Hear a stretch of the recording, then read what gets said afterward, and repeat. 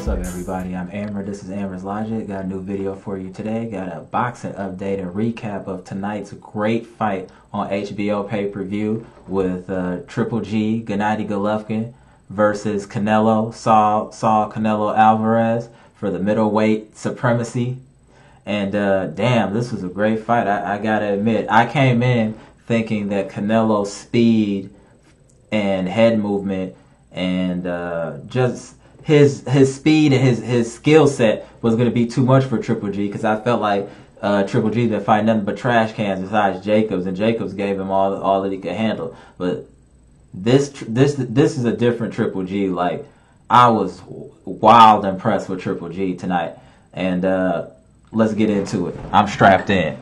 All right, so the first few rounds, I feel like Triple G was kind of walking him down, but Canelo was landing shots, and he was slipping a lot of punches, and he was controlling the fight. I could say that Canelo probably won the first 3 rounds on, landing clean shots. He was landing a lot of power shots, and Triple G was walking through him, but he was landing the cleaner shots, and Triple G wasn't letting his hands go. And then about the 4th or 5th round, I feel like, I'm not saying Canelo was gassing, but maybe he was slowed down a little bit because he had to use his feet a lot in this fight, because Triple G was walking him down. Like, I mean, the way Triple G cuts off that ring is amazing. Now, that being said, that Canelo was slipping a lot of shots. Canelo's defense is much improved as well. Like, he has great head movement as far as being able to just slip punches by a slight move of the head or a slight pullback. But that being said as well, Triple G, it punches kind of slow, so you can kind of see where they're going when they're coming. But that's what made this fight interesting. You had somebody who was super aggressive with a good counterpuncher with speed and power. And then I say from the 4th to about the 10th round, Triple G was just walking him down and landing punches. Like, with that jab, he was controlling him with the jab, getting him in the corner. He had Canelo on his bike most of this fight, to be honest. I definitely got to say that Triple G's chin, he took some nuclear shots from Canelo. I'm talking about nuclear, and didn't take one back step at all. I'm talking about one back step at all. Like, this was a nip and tuck fight, but I felt like Triple G probably won the 4th through 10th round easy to me. And I felt like Canelo won like the 11th and 12th round. So it should have been close, maybe like 116, 112 Triple G. But Canelo had some home cooking. So they made it a draw, so that way nobody loses face. But people that said that Triple G was fighting bums and he was gonna get washed, this was an eye-opening experience, and a lot of respect has to be given for Triple G. He showed a lot. I mean, his chin,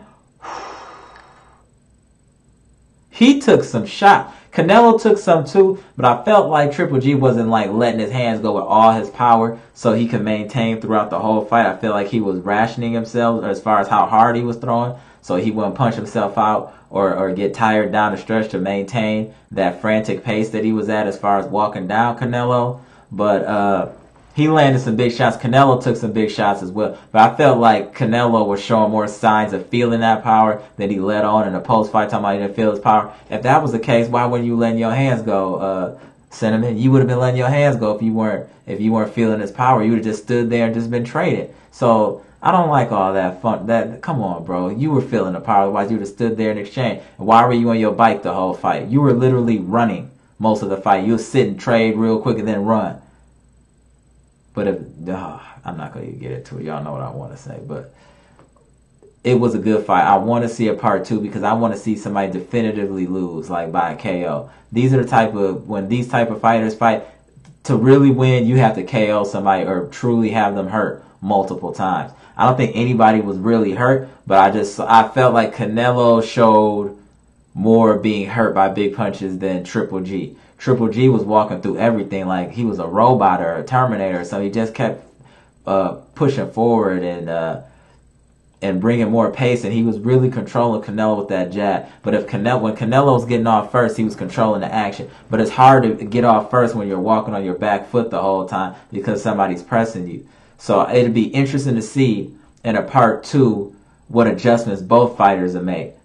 because I think that Canelo has a skill set to convincingly beat Triple G, but Triple G's will and way to cut off the ring and not showing effects from taking those punches, that's what hurts Canelo, because he's throwing these big shots and he's walking through them, he's still pressing them.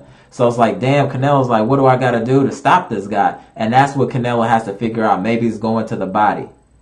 I feel like maybe if he'd have gone to the body more, he could have slowed down Triple G, and vice versa. Triple G didn't go to Canelo's body at all. He's throwing nothing but headshots. So I do want to see a part 2. I do not think this was a draw. I do think Triple G won almost all the middle rounds after 4, if you could include 4. And I thought that Canelo won like maybe the first 3 and then the last 2. But this was a win for Triple G. A close fight, and I'm not mad at a draw, but I feel like that's a little home cooking to protect Canelo and maybe to get another payday. But I do want to see what happened in the part 2, because Canelo's defense was causing Triple G to miss a lot of punches. Even though he was pressing it, he was missing a lot with that little slick head movement. Like, I think he learned a lot of that from Mayweather. Like, like what he was doing to him. He was kind of in, even when they were in close quarters, he was slipping a lot of punches. He's real slick in there. So it'll be interesting to see what adjustments both fighters make in the next fight. So I do want to see see a second fight. This was definitely worth the pay-per-view money. This was an exciting fight, and I don't think anybody should be disappointed. Either fighter should be disappointed. But you did. I think there's going to even be a bigger build-up for part 2, just because this was kind of sketch being a draw.